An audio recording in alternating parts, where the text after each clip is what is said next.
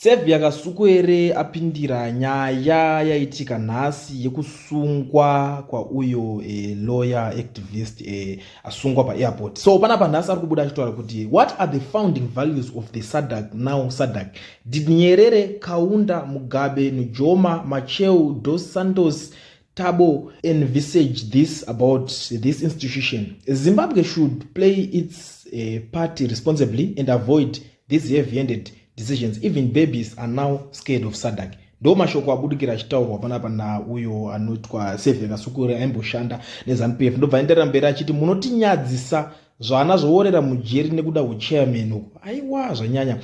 Ndobva kwazopindurwa neuyo anonzi George Charamba achishandisa akaunti yake inonzi Donza Musoro 077 yepa Twitter achitaura kuti but you guys, we invest so much in beautifying Harare, so those budding flowers are trampled by feet of reckless demonstrators. Muri right here ndo zvaari kutaura iye, ari kuti vakainvesta a lot of money kunakisa Harare, hanzi mimi mauda kungodemonstrata muchishatisa nzvimbo. Ndo nyaya yaari kutaurawo panapa achiti saka munofungidzira kuti maruva iwaya angatadza kunetswa here nezvemune muchita. Ndo zvaari kutaura. But guys, nyaya iri panapa kahika iri kuratidza kuti iri kukwira makata mbichana. Ukaona vanhu vakaita sana Sevia Kasukuwere vakuidairira, amene nogadza timboona kuti ane zvaanokwanisa kutibatsira nazvo here Sevia Kasukuwere, kana zvaanokwanisa kubatsira maZimbabweans, because vanhu veZimbabwe vatambudzwa kumana kungosungwa zvisinganzwisisiki because of umwe munhu ari kuda kuSADC chairmanship.